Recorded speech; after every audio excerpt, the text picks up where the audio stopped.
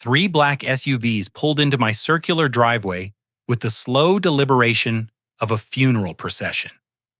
I watched from behind the mahogany front door as car doors slammed shut one by one.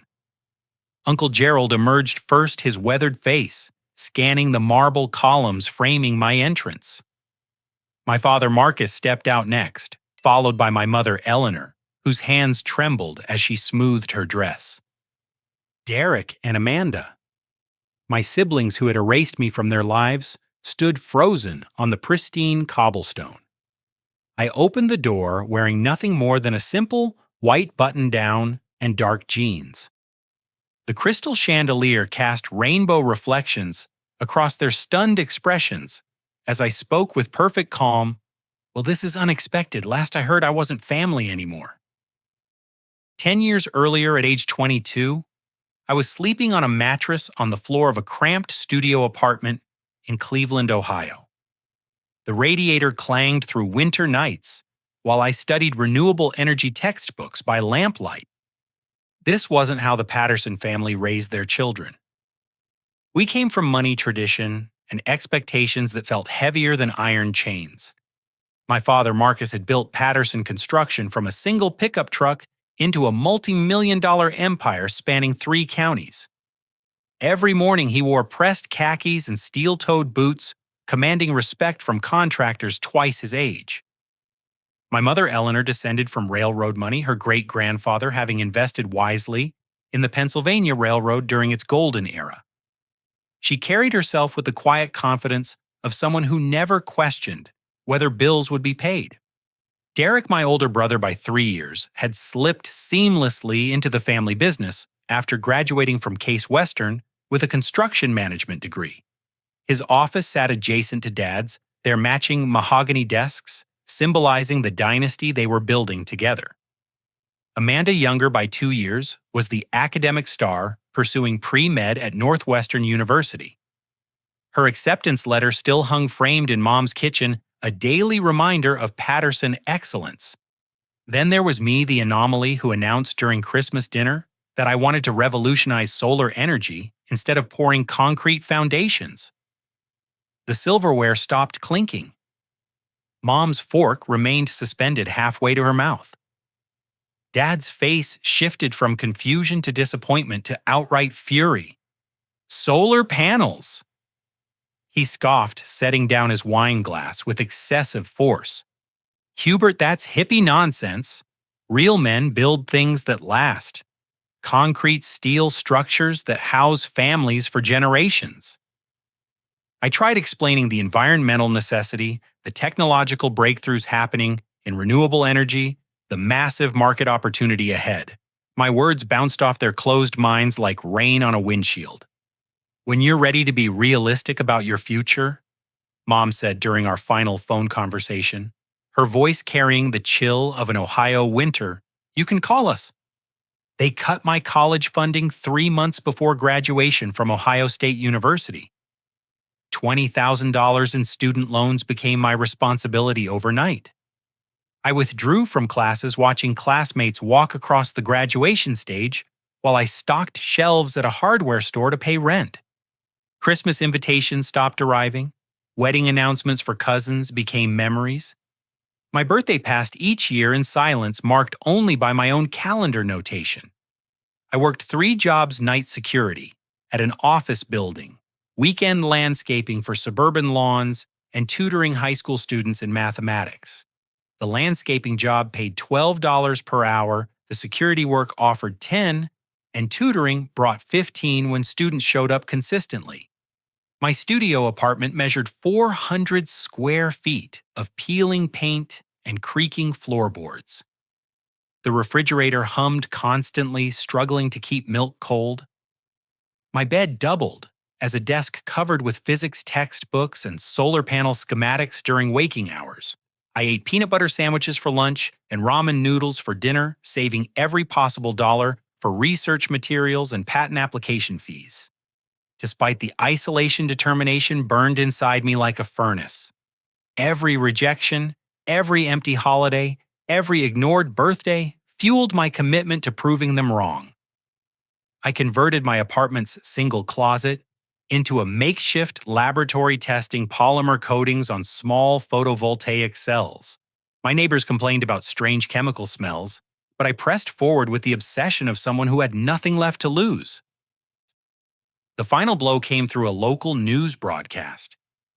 I was eating cereal standing at my kitchen counter when the reporter announced a charity gala at the Shaker Heights Country Club. There was Dad wearing his best tuxedo, raising a champagne glass to celebrate Derek's engagement to Mayor Richardson's daughter.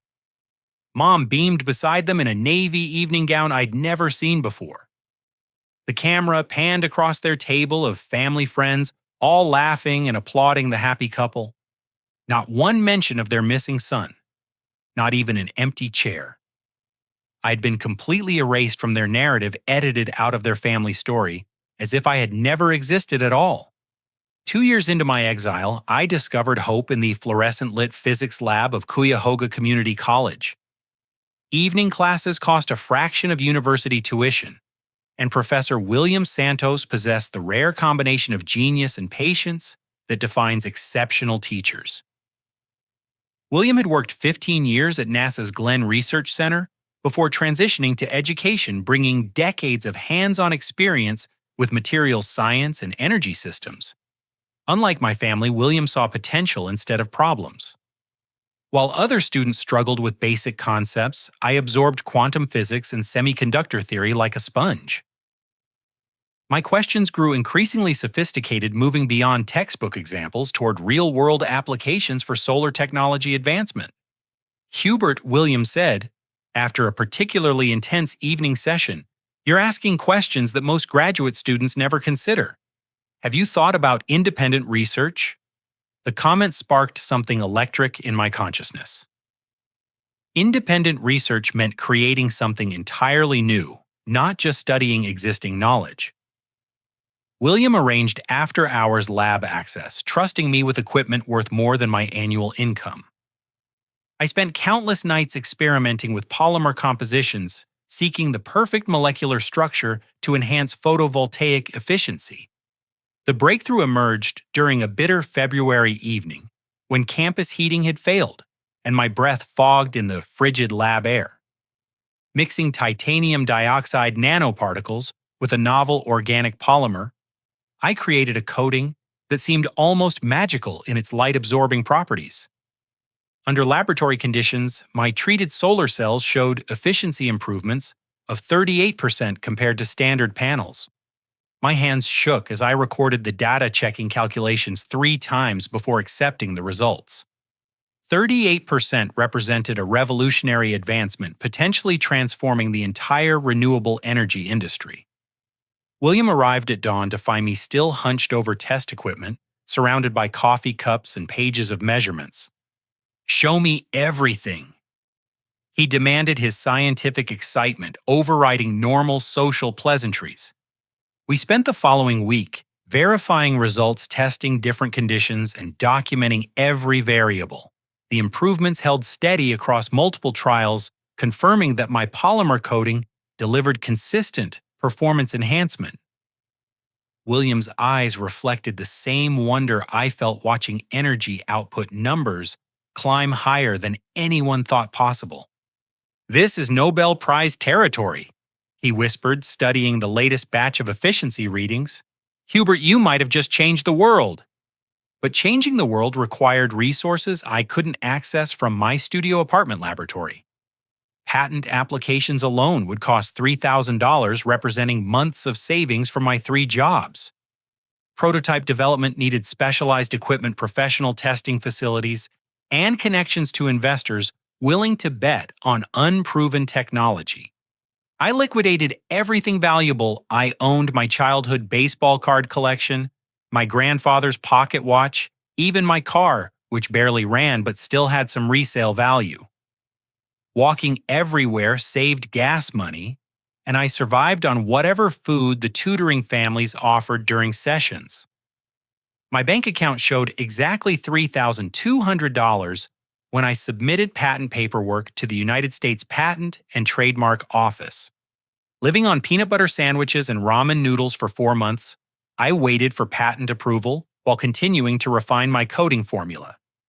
William connected me with local investors through his professional network, arranging meetings where I could present my research findings to potentially interested parties. The rejections came swift and brutal. Thomas Bradley, a prominent Cleveland venture capitalist, actually laughed during my presentation. "Kid," he said, not bothering to hide his amusement, "stick to security work. Solar energy is a pipe dream for hippies and environmentalists. Real investors put money into proven industries." Each rejection stung, but they also strengthened my resolve. These people saw a college dropout with crazy ideas, not a brilliant innovation that could revolutionize energy production. Their short-sightedness would become their loss and my opportunity. The worst moment arrived during a chance encounter at the local grocery store. Aunt Patricia, Mom's younger sister who had always been my favorite relative, stood in the produce section examining apples when I approached with genuine excitement. Aunt Patricia, I called, eager to share news about my patent approval and early test results. She looked directly at me, her eyes registering clear recognition before quickly looking away. Grabbing a bag of apples, she hurried toward the checkout lanes without acknowledging my presence. The message was unmistakable. Even extended family had chosen sides, and I remained on the wrong one. That night, alone in my apartment, I stared at my patent certificate and laboratory notebooks filled with breakthrough research. Either I was completely delusional or everyone else was missing something extraordinary. Professor Santos continued believing in my work, and his faith became my anchor during moments of crushing self-doubt. The real validation came 6 months later when we achieved 52% efficiency improvement in controlled laboratory conditions. My polymer coating wasn't just good, it was revolutionary. William's pride was evident as we watched energy readings climb to unprecedented levels. "Hubert," he said, placing a fatherly hand on my shoulder, "you've just obsoleted every solar panel currently in production. The question now is whether you're ready to fight for what you've created." I was more than ready. I was hungry for the battle that would prove my family wrong and change everything. 26 years old and armed with a revolutionary patent, I packed my few belongings into a borrowed pickup truck and drove to Columbus to join Solar Tech Ventures, a startup accelerator specializing in renewable energy innovations. The 3-hour drive felt like crossing into a different universe, leaving behind the weight of family rejection for a world where ideas mattered more than bloodlines. SolarTech operated from a converted warehouse in Columbus's short North District, its open floor plan buzzing with entrepreneurs, engineers, and investors who spoke the language of innovation fluently. CEO Jennifer Walsh, a former Google executive with silver hair and sharp business instincts, reviewed my application personally after Professor Santos made introductory calls vouching for my research credentials. 52% efficiency improvement. She repeated during our first meeting, studying my laboratory documentation with the intensity of a detective examining evidence. "Hubert, if these numbers are accurate, you're not just starting a company. You're launching an industry transformation." SolarTech provided everything I'd been missing: laboratory space, equipped with professional-grade testing equipment, a monthly stipend of $2,000 for living expenses, and access to their network of investors who actually understood emerging technologies. For the first time since leaving my family, I felt surrounded by people who believed in my potential instead of dismissing my dreams. Building my team became the next crucial step. David Park, a brilliant materials scientist with a PhD from MIT, joined as my chief technology officer after leaving a comfortable research position at General Electric. His expertise in nanotechnology helped refine my polymer formula beyond what I could achieve alone. Lisa Rodriguez brought Stanford MBA credentials and an encyclopedic knowledge of renewable energy markets, becoming our business strategist and head of operations. Her projections showed that widespread adoption of my technology could reduce solar installation costs by 30% while dramatically improving energy output. Robert Chen, our manufacturing expert, had spent 12 years at General Electric optimizing production processes for complex industrial equipment. His experience proved invaluable for scaling laboratory breakthroughs into commercially viable products that could be mass-produced reliably. Together, we formed Green Horizon Technologies with a shared vision of making renewable energy so efficient and affordable that fossil fuels would become economically obsolete. My simple studio apartment laboratory had evolved into a sophisticated research and development operation with 15 employees working toward revolutionary change. Our first major breakthrough came when Redwood Partners, a prominent venture capital firm in Palo Alto, offered $2.5 million in Series A funding. Lead investor Sarah Mitchell, whose portfolio included 3 successful clean tech exits, became both a financial backer and trusted advisor, guiding our strategic decisions. "This technology doesn't just improve solar panels," she explained during our funding celebration dinner. "It makes solar energy competitive with coal and natural gas on pure economics. That's the holy grail of renewable energy." The funding allowed us to relocate operations to Palo Alto, California, where we established a state-of-the-art research facility and manufacturing pilot program. Hiring expanded to 25 employees, including top engineers recruited from Tesla SunPower and First Solar. Our laboratory could now test full-sized solar panels under simulated real-world conditions, validating performance across different weather patterns and installation scenarios. Industry recognition followed quickly.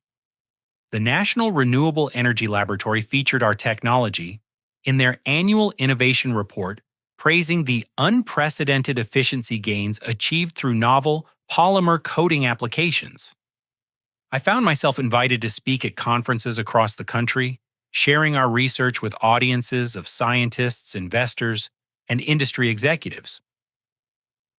The Forbes 30 Under 30 recognition arrived via email on a Tuesday morning while I was reviewing manufacturing specifications. Seeing my photograph alongside other young innovators felt surreal, especially knowing my family would likely read the article and realize exactly what they had lost when they chose tradition over innovation. Despite the national attention, no word came from Cleveland. No congratulatory calls, no acknowledgement of achievement, not even hostile contact expressing anger about my success. Complete silence spoke volumes about their stubborn pride and inability to admit their devastating mistake. Our technology's commercial validation came through a $50 million contract with Pacific Gas and Electric to retrofit existing solar installations across Northern California. PG&E's engineering team had tested our enhanced panels against every major competitor, confirming that our efficiency improvements translated into substantial electricity generation increases under real operating conditions. Personal growth accompanied professional success.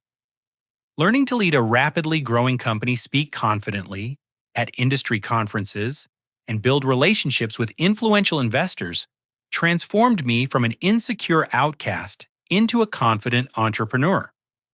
The shy young man who had been rejected by his own family evolved into someone comfortable commanding rooms full of accomplished professionals. The most painful moment of this period occurred during a business trip to Chicago. Walking through O'Hare Airport toward my gate, I spotted Derek near a departure lounge, obviously waiting for a flight back to Cleveland.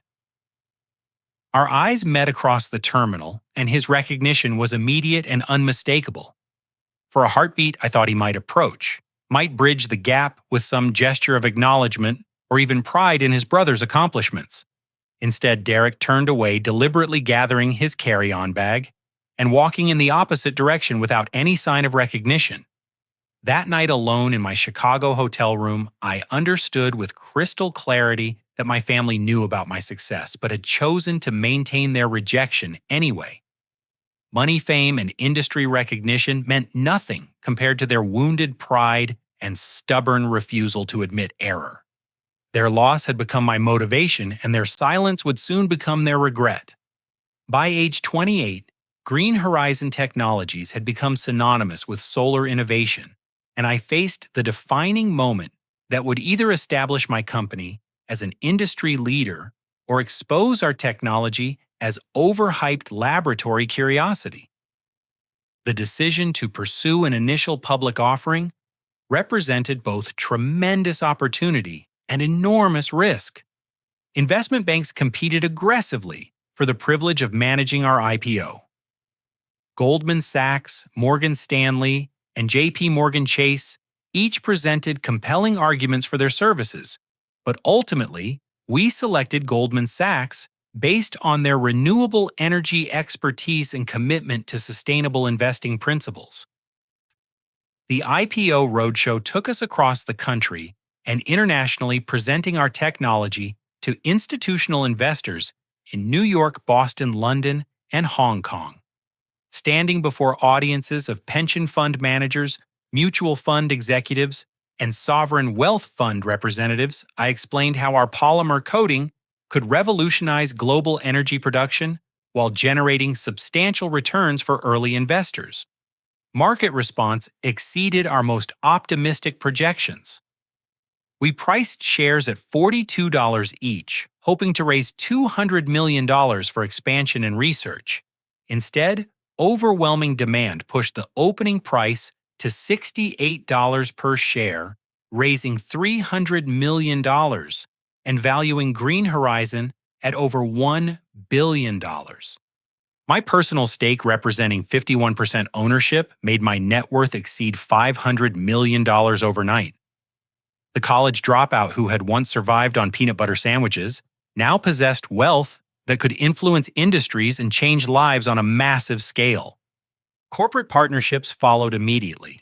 Apple announced plans to power all retail stores with Green Horizon enhanced solar systems.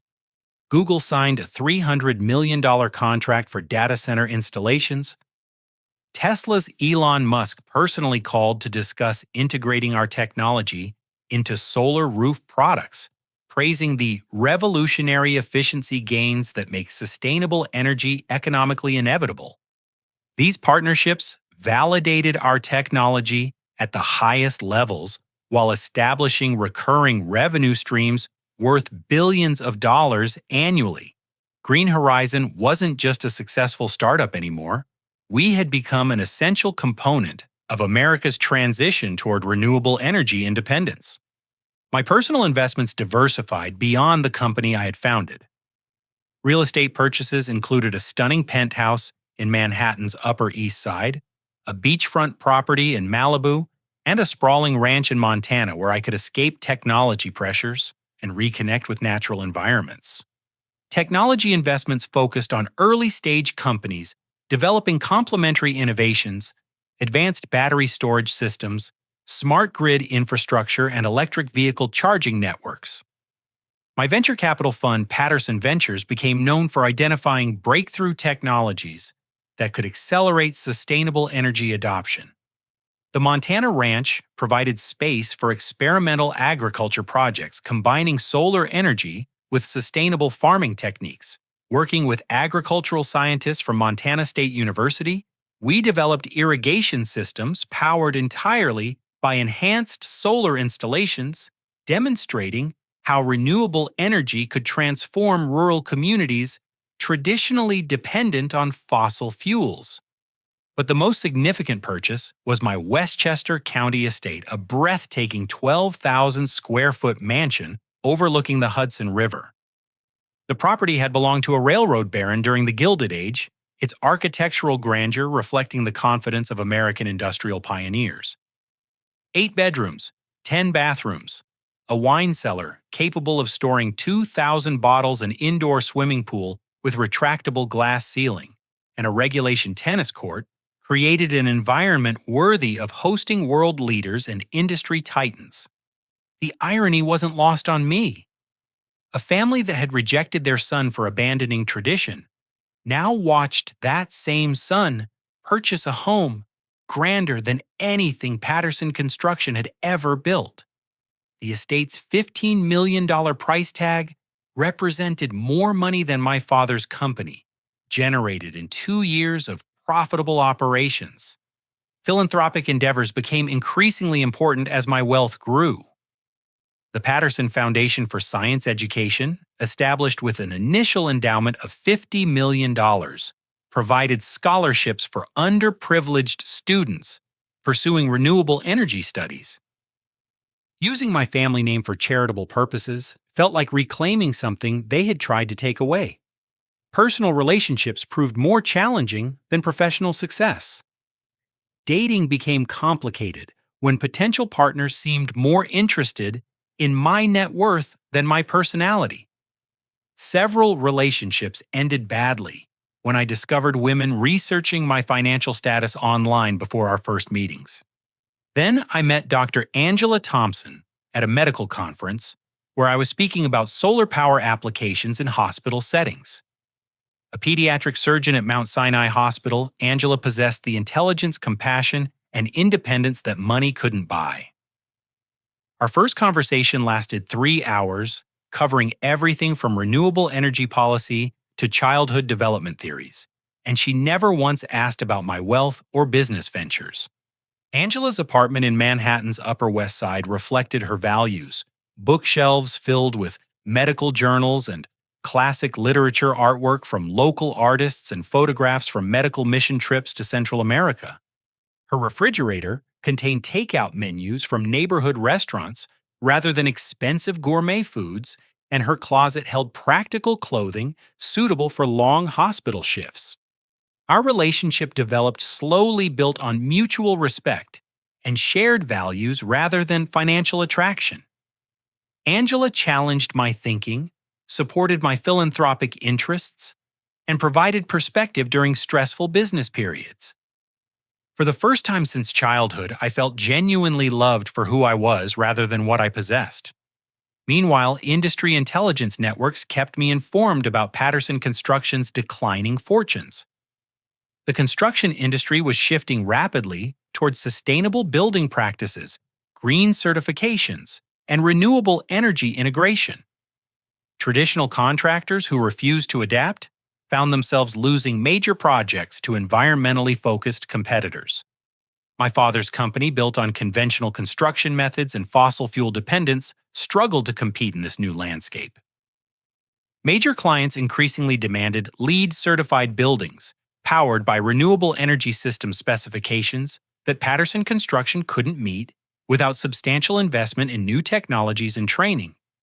Derek's management decisions made their situation worse. Unlike Dad, who had built the company through careful relationship building and quality craftsmanship, Derek pursued aggressive expansion funded by high-interest loans. His gambling habit, which family members tried to hide, created additional financial pressures that threatened the company's stability. Amanda's medical school loans exceeded $200,000, and her academic performance suffered under the stress of financial uncertainty. Without family support, she worked multiple part-time jobs while studying, affecting her grades and clinical rotations. The golden daughter was discovering that life outside the family safety net could be brutally difficult. Mom and Dad were considering mortgaging their family home, the same house where they had rejected me during that Christmas dinner years earlier. The irony was devastating. Their financial security depended on the same renewable energy industry they had dismissed as hippie nonsense when I announced my career intentions. The most pathetic moment came through LinkedIn, where Derek sent a connection request accompanied by a transparent message: "Hey brother, heard about your success through mutual friends. Maybe we should catch up sometime and see how we can support each other."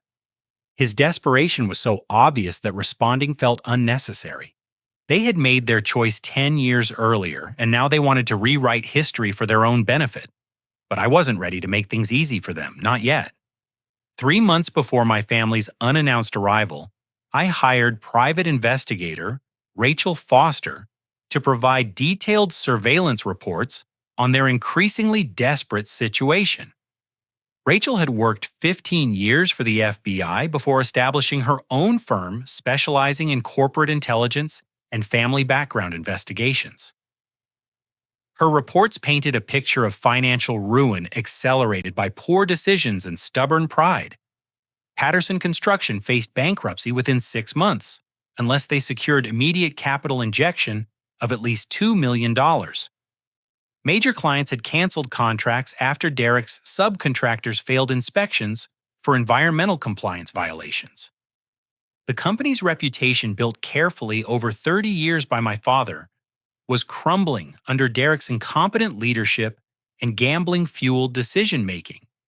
Derek's addiction had progressed beyond casual weekend poker games to high-stakes gambling at underground venues throughout Cleveland and Pittsburgh. According to Rachel's sources, he owed approximately $400,000 to Vincent Torino, a loan shark with connections to organized crime families. Torino's collection methods involved escalating intimidation tactics that had already included threatening phone calls and visits to Derek's workplace. Amanda had dropped out of Case Western Medical School during her final year, unable to afford tuition payments while working 3 part-time jobs to cover living expenses. Her academic advisor had offered extensions and payment plans, but the financial pressure proved overwhelming. Years of studying to become a pediatric surgeon had ended in failure, leaving her working as a medical assistant for $12 per hour. Mom and Dad were forced to mortgage their family estate, the symbol of Patterson's success, that had hosted countless holiday gatherings and business celebrations. The mortgage barely covered Derek's immediate debts, leaving them vulnerable to foreclosure if his gambling debts continued growing. Their retirement savings, accumulated over 40 years of hard work, had been depleted to keep the construction company operating. The first attempt at contact came through Aunt Patricia, the same woman who had snubbed me at the grocery store years earlier. She called my corporate headquarters, speaking with my assistant, and claiming a family emergency required immediate communication with me. Her voice carried the desperation of someone making a last resort phone call. "Please tell Hubert that his family needs to speak with him urgently." Patricia pleaded with Jennifer, my executive assistant. "There are important matters we need to discuss, and we hope he can find time in his busy schedule." Jennifer followed my instructions, precisely, politely explaining that my international business commitments made personal calls impossible to schedule immediately. We would review the request and respond appropriately through proper channels. The formality was intentional, treating family members like any other business contact seeking my attention. Their social media stalking became increasingly obvious and embarrassing. Derek and Amanda began liking and commenting on my professional posts from years past, creating an artificial appearance of ongoing family connection. Derek commented, "So proud of my brilliant brother," on a 3-year-old Forbes article about my technology breakthrough. Amanda shared an old LinkedIn post about our company's charitable donations with the caption, "Amazing work by my incredible brother." Their transparent attempts at historical revisionism were pathetic, especially since anyone with internet access could verify that my social media accounts showed no family interactions during the previous 10 years. They were essentially lying in public forums, hoping potential observers would believe we maintained close relationships despite years of mutual silence. Mom's handwritten letter arrived at my corporate address on cream-colored stationery embossed with her initials. The careful cursive handwriting spoke of preparation and multiple drafts, each word chosen for maximum emotional manipulation. She wrote about missing her baby boy and wanting to heal old wounds that had grown too large, mentioning family memories, while carefully avoiding any acknowledgement of their cruel rejection. The letter reeked of desperation disguised as maternal love. She mentioned Dad's health concerns, Derek's temporary business setbacks, and Amanda's brief interruption in medical school, all presented as recent developments requiring family unity. No admission of error, no acknowledgement of pain, caused just manipulation wrapped in nostalgia. Angela read the letter during dinner at our favorite Manhattan restaurant, her medical training allowing her to recognize emotional manipulation tactics with clinical precision. "This is textbook crisis communication," she observed, folding the letter carefully. "Everything is framed as temporary and external circumstances, nothing acknowledging personal responsibility or genuine remorse. She's treating you like a resource to be accessed during emergencies." Her professional objectivity helped me maintain perspective when family loyalty instincts threatened my judgment. Angela understood that healthy relationships required mutual respect and genuine care, not desperate financial necessity masquerading as love. Rachel Foster's surveillance revealed their most alarming development. The family had hired their own private investigator to locate my home address and daily routine. Security cameras at my Westchester estate detected unmarked vehicles conducting reconnaissance on multiple occasions, photographing entrance gates, and studying visitor patterns. They were planning an unannounced visit, believing face-to-face confrontation would be harder to refuse than phone calls and letters. The strategy showed their complete misunderstanding of my personality and their relationship to me. I wasn't avoiding them due to busy scheduling. I was protecting myself from people who had demonstrated their capacity for emotional cruelty. Preparation for their inevitable arrival became a strategic exercise. I scheduled a romantic dinner with Angela for the evening, knowing they would likely arrive during daytime hours when business meetings typically occurred. Having witnesses to their desperation and my composed response seemed important for establishing the power dynamic that would govern any future interactions. My private security team received discreet instructions about potential uninvited guests. Rather than preventing their access, I wanted them to feel welcome while understanding they were being monitored. The psychological pressure of visiting someone wealthy enough to afford professional security would reinforce their dependent position. Despite my success and careful preparation, genuine anxiety accompanied thoughts of seeing them after 10 years of silence. Old wounds never fully healed regardless of external achievements or emotional armor constructed through therapy and success. The scared 22-year-old who had been rejected still existed somewhere inside me, wondering if their approval might finally be possible. The morning of their arrival brought an anonymous phone tip that changed everything. Someone, possibly a Patterson construction employee or one of Derek's creditors, called to warn me that Derek owed money to dangerous people who were threatening physical violence. His gambling debts weren't just financial problems anymore. They represented immediate safety concerns for anyone associated with him. This information reframed their visit entirely. They weren't just seeking financial help from their successful relative. They were running from immediate physical danger, making their visit an act of pure desperation rather than genuine family reconciliation. Their timing wasn't coincidental, it was survival-driven. Understanding their true motivation helped me prepare emotionally for what would undoubtedly be a dramatic confrontation, years in the making. The 3 black SUVs appeared on my security monitors at exactly 11:30 on a Tuesday morning, moving slowly up my circular driveway like a funeral procession approaching sacred ground. I watched from my study window as car doors opened with deliberate caution, revealing 5 family members I hadn't seen in person for 10 years. Marcus emerged first from the lead vehicle, his 70-year-old frame noticeably frailer than I remembered. His once commanding presence had diminished shoulders, slightly stooped, and movements careful rather than confident. Eleanor followed, wearing her best navy dress and clutching a small purse with white-knuckled hands. Her perfectly styled gray hair couldn't mask the anxiety written across features that had once radiated maternal warmth. Derek stepped out of the second SUV, his athletic build softened by years of stress-eating and sedentary work. His face carried the puffy appearance of someone drinking too much while sleeping too little, and his eyes darted nervously between my mansion's impressive facade and the security cameras monitoring their every movement. Amanda emerged last, wearing professional attire that couldn't quite hide the exhaustion of someone working multiple jobs while struggling to maintain dignity. Her medical school confidence had been replaced by the defeated posture of dreams deferred indefinitely, and she avoided making eye contact with the imposing architecture surrounding them. Aunt Patricia completed the delegation, her presence serving as emotional support rather than direct negotiation.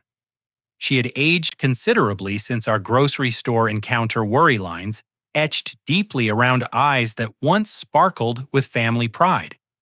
I took a deliberate breath, smoothed my simple, white button-down shirt, and walked to the front entrance. The mahogany door, hand-carved by European craftsmen and worth more than most people's annual salaries, swung open to reveal my family's shocked expressions. The crystal chandelier behind me cast rainbow reflections across marble floors, while oil paintings by renowned artists adorned walls that stretched toward cathedral ceilings. "Well, this is unexpected," I said with practiced calm, my voice carrying neither anger nor warmth. "Last I heard, I wasn't family anymore." The words hit them like physical blows. Marcus actually stepped backward, his weathered hands trembling as he absorbed the stark contrast between my understated confidence and their obvious desperation. Eleanor's eyes filled with tears that she struggled to control, her maternal instincts warring with the pride that had kept us separated. Derek's face cycled through multiple emotions: shock, envy, regret, and calculating hope as he evaluated my wealth and considered how it might solve his immediate problems. Amanda simply stared, her medical training probably analyzing my psychological state while processing the reality of her brother's transformation from family outcast to titan of industry. Hubert Marcus finally managed, his voice carrying uncertainty rather than the commanding tone I remembered from childhood. "You look well, very well indeed." The understatement was almost comical. I looked successful, confident, and completely in control of circumstances that clearly intimidated them. My simple clothing choice was intentional, demonstrating that my confidence came from internal sources rather than external displays of wealth. "I suppose you didn't drive 6 hours just to admire the landscaping," I replied, stepping aside to gesture them into my home. "Please come inside." The entrance hall's impact was immediate and overwhelming. Imported marble floors reflected light from the crystal chandelier, while a curved staircase with hand-forged iron railings swept upward toward the second floor. Original paintings by American masters adorned walls, and fresh flowers, arranged by professional decorators, added color to the monochromatic elegance. Their eyes moved constantly, absorbing details that represented wealth beyond their previous comprehension. The Persian rug beneath their feet cost more than most cars. The grandfather clock in the corner had been crafted in Switzerland by artisans whose waiting lists extended years into the future. Even the door handles were custom designed by artists whose work graced museums. "This is beautiful, Hubert," Patricia said, her voice unnaturally high with nervous energy. "Just absolutely stunning."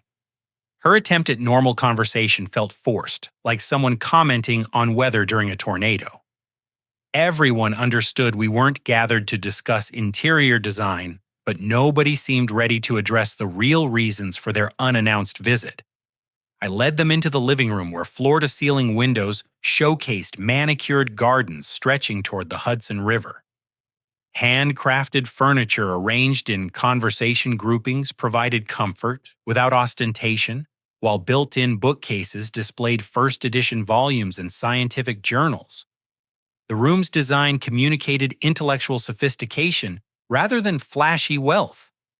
"Please sit wherever you're comfortable," I offered, settling into my favorite leather armchair with the relaxed posture of someone completely at ease in his own domain. They perched awkwardly on the edges of Italian leather sofas, their formal posture reflecting discomfort that extended far beyond unfamiliar surroundings. Amanda complimented the room's design while avoiding direct eye contact.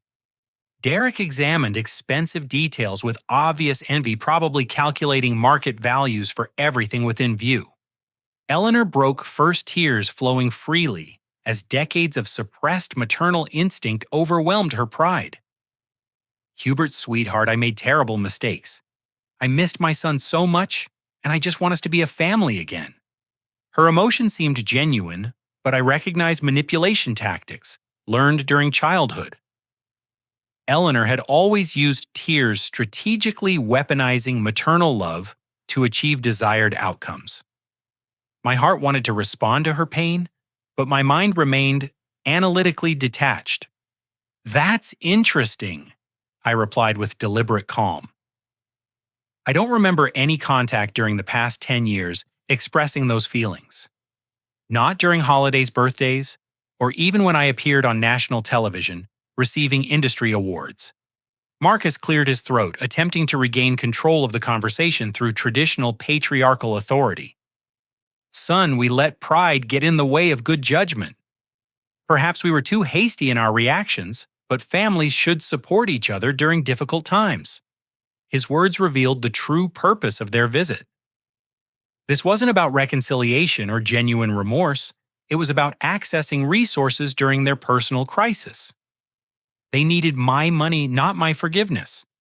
Derek finally found courage to speak directly. Hubert, I know we have history that needs addressing, but I'm facing some business challenges that temporary financial support could resolve. Family businesses sometimes need help from family members who have been fortunate in their ventures. His euphemistic language was almost insulting.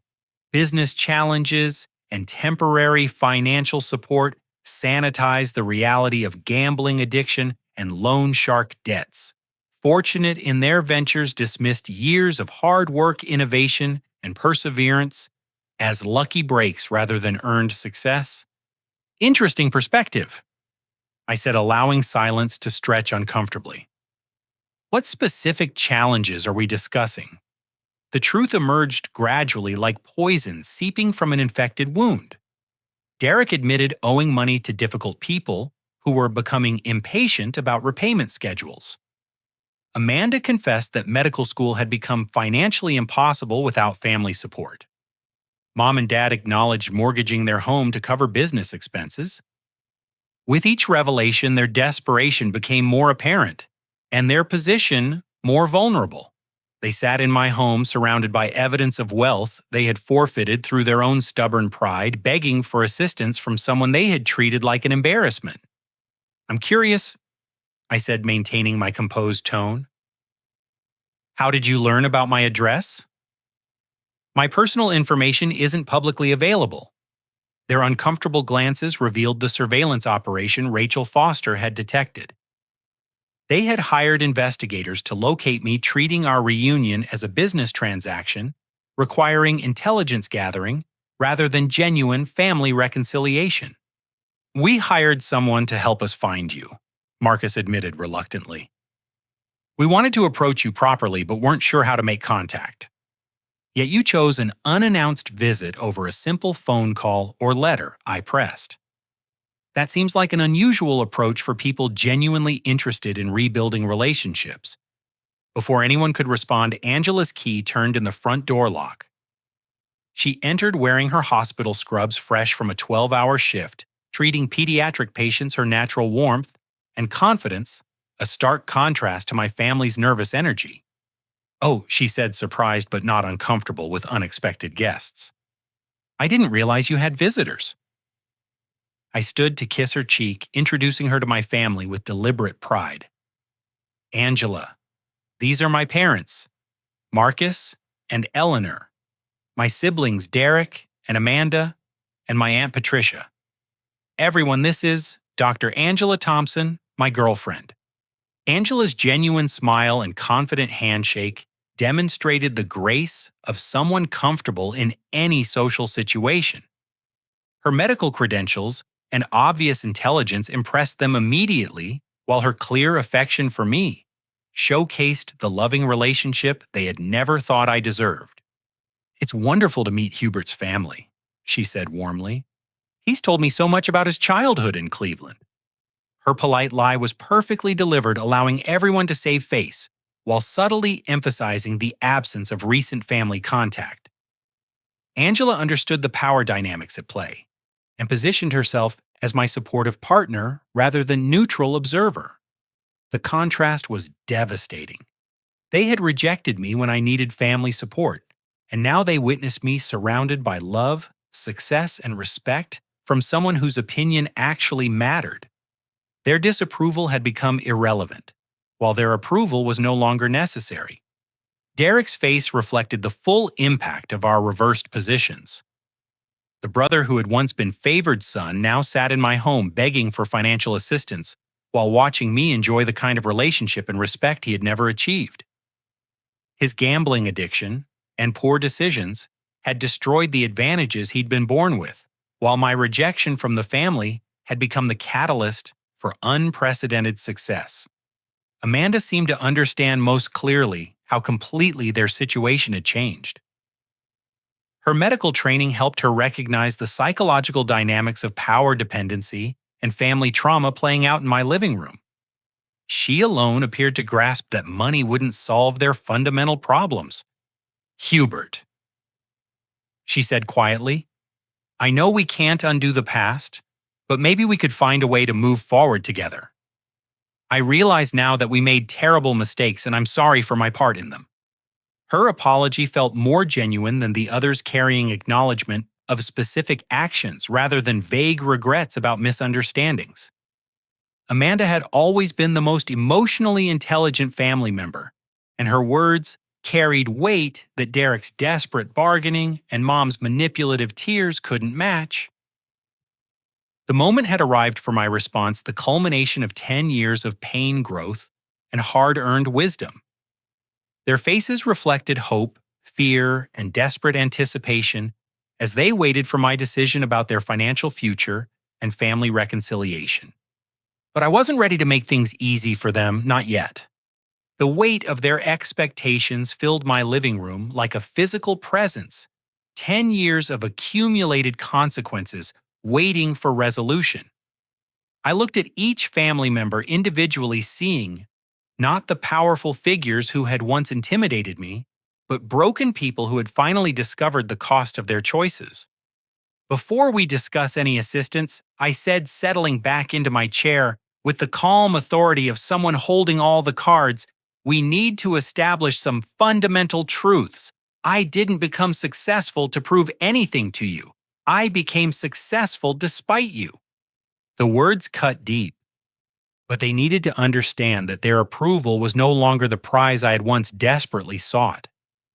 Success had taught me that validation from people who couldn't recognize my worth was worthless currency.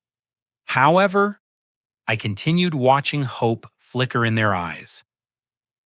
"I'm not interested in perpetuating this family's dysfunction. If we're going to rebuild relationships, we'll do it properly with clear expectations and genuine accountability." Angela moved to stand beside my chair, her presence providing emotional support while demonstrating that I was no longer the isolated young man they had rejected. I had built a life filled with love, respect, and meaningful connections, making their re-entry conditional rather than desperate. "Derek."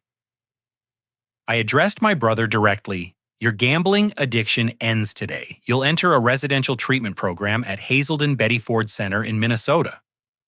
I'll cover the cost, but you'll surrender control of your finances to a professional money manager until you complete 2 years of recovery."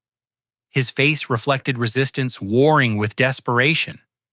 Gambling had become his escape from responsibility, and treatment meant confronting problems he preferred to avoid. But Vincent Torino's threats made arguments academic. "Amanda, you'll return to medical school with full financial support, but you'll maintain a B+ average while attending mandatory family therapy sessions. Your dream of becoming a pediatric surgeon is still achievable, but it requires discipline you haven't demonstrated recently." Her relief was immediate and genuine. Medical school represented not just career ambitions, but personal redemption proof that Patterson excellence could still be achieved through legitimate effort rather than family privilege. Mom Dad Patterson Construction will be acquired by Green Horizon Technologies. You'll receive enough money to pay your debts and maintain comfortable retirement, but Derek will start in an entry-level position after completing treatment. No special privileges, no fast-track advancement, just opportunities to prove himself through honest work. Marcus struggled with relinquishing control of his life's work, but bankruptcy offered no alternatives. The construction industry's shift towards sustainable building practices required expertise his company lacked, making acquisition preferable to dissolution. Most importantly, I continued, all of you will attend family therapy together. Not because I require it for financial assistance, but because broken relationships require professional guidance to heal properly. Dr. Sarah Chen at the Family Therapy Institute specializes in addiction, financial trauma, and communication patterns that destroy families. Eleanor nodded through her tears, understanding that therapy represented hope rather than punishment. Their family dynamics had become toxic, and professional intervention offered the only path toward genuine healing. Patricia, I addressed my aunt. You're welcome to join therapy sessions if you choose. Your role in this family's problems was passive rather than active, but silence enabled their behavior toward me. Her grateful nod indicated understanding and acceptance.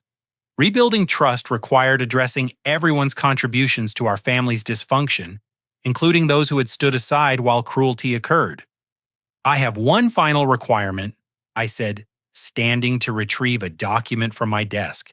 I want each of you to sign this family charter outlining our commitment to treating each other with respect, honesty, and genuine care.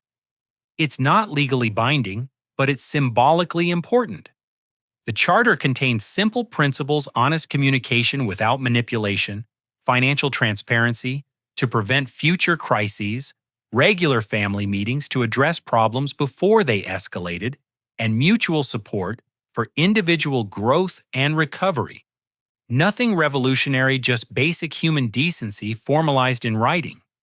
One by one, they signed the document with trembling hands, understanding that their signatures represented more than symbolic gestures. They were committing to fundamental changes in behavior, attitude, and family dynamics. Angela squeezed my shoulder as I watched my family take their first steps toward redemption. Her medical background had taught her that healing required time, commitment, and professional guidance.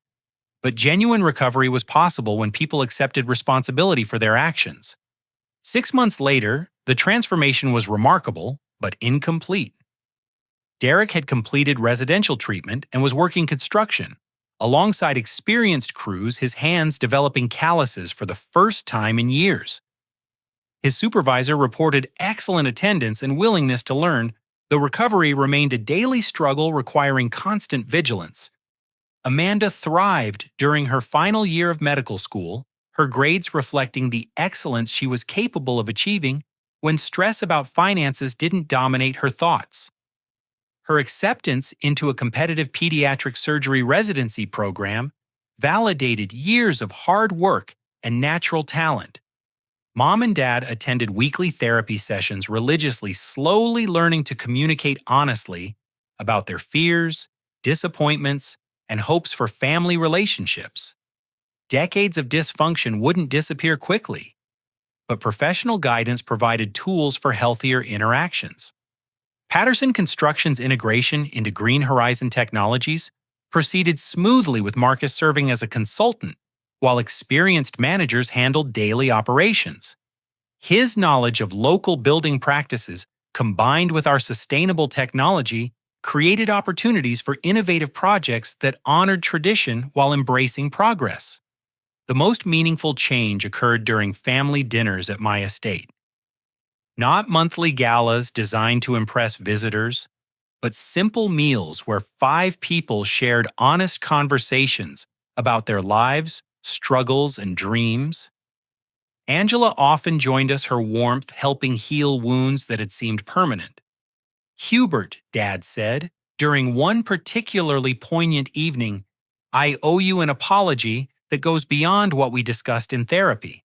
I was wrong about renewable energy, wrong about your potential, and wrong about what constitutes real success.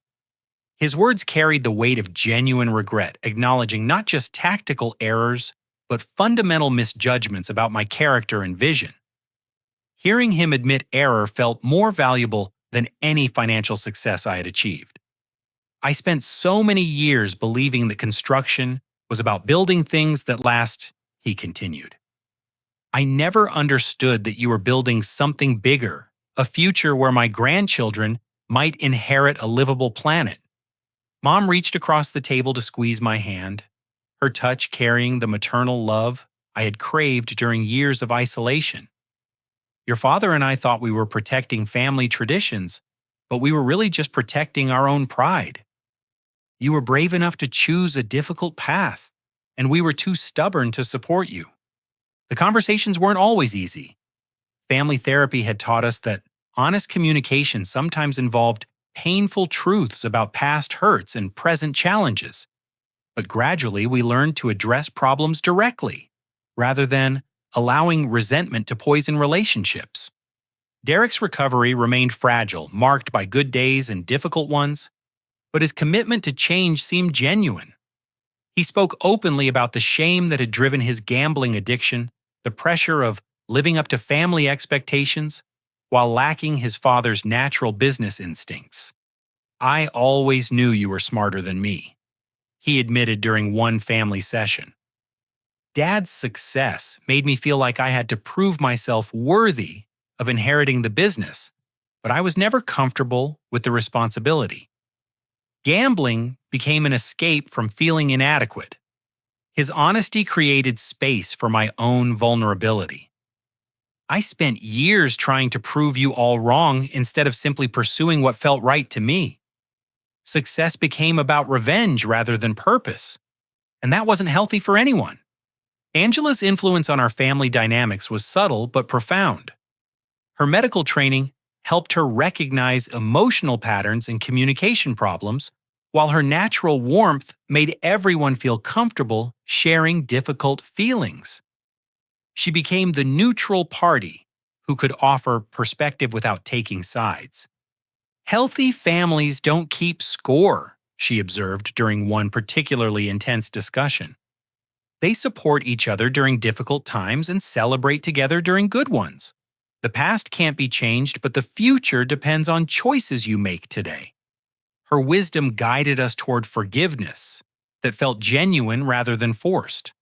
Forgiveness wasn't about forgetting past hurts or pretending they hadn't mattered. It was about choosing to build something better from the broken pieces of our relationships. The life lesson crystallized slowly as our family healed. Success without genuine human connection feels hollow, but human connection without mutual respect is meaningless. True wealth comes from relationships built on love, honesty, and respect, rather than obligation, desperation, or manipulation. I had spent years believing that financial success would validate my worth and prove my family wrong.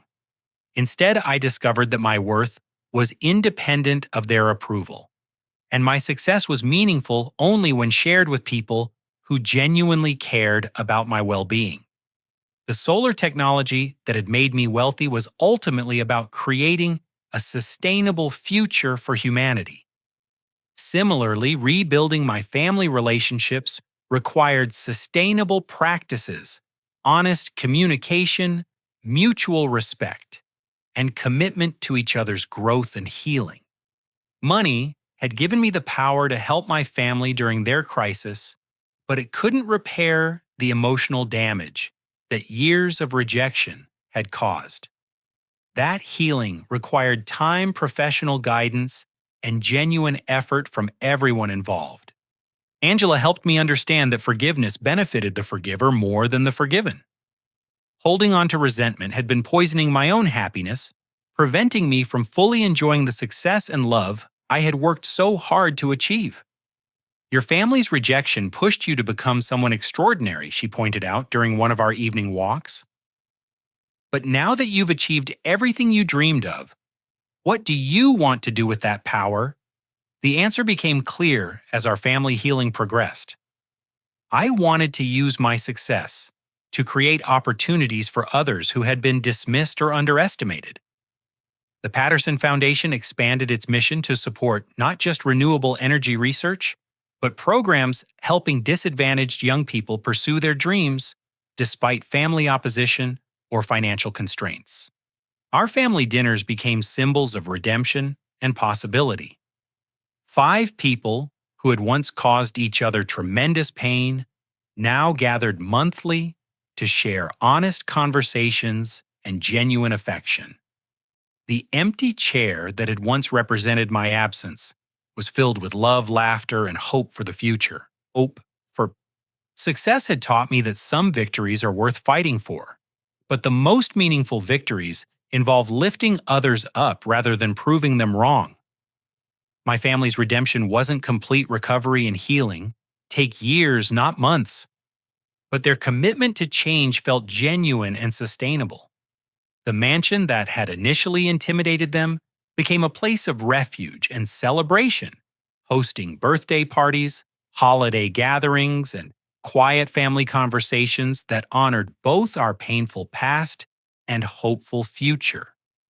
True wealth, I learned, wasn't measured in square footage or stock portfolios, but in the depth of relationships and the strength of connections built on authentic love and mutual respect. As I looked around my dining room table one evening, watching my family share stories about their daily lives, while Angela served homemade dessert, I understood that forgiveness had set us all free. Free from the past's limitations, free from resentment's poison, and free to build something beautiful from the broken pieces of what we had lost. Have you ever experienced a relationship that seemed permanently broken, but found a way to heal? Family dynamics can be incredibly complex, and forgiveness doesn't always mean forgetting the past or accepting unacceptable behavior. Sometimes the most loving thing we can do is set clear boundaries while leaving the door open for genuine change and growth. I'd love to hear your thoughts about family forgiveness, second chances, and how success changes relationships in the comments below. If this story resonated with you, please like this video and subscribe for more stories about overcoming adversity and finding redemption. And don't forget to share this with someone who might need to hear that it's possible to rebuild what seems irreparably broken. Thank you for joining me on this journey from rejection to reconciliation. Remember that your worth isn't determined by other people's inability to see your potential, and sometimes the people who hurt us most are the ones who need our compassion when they're finally ready to change. Until next time, may you find the courage to forgive without forgetting the wisdom your struggles have taught you.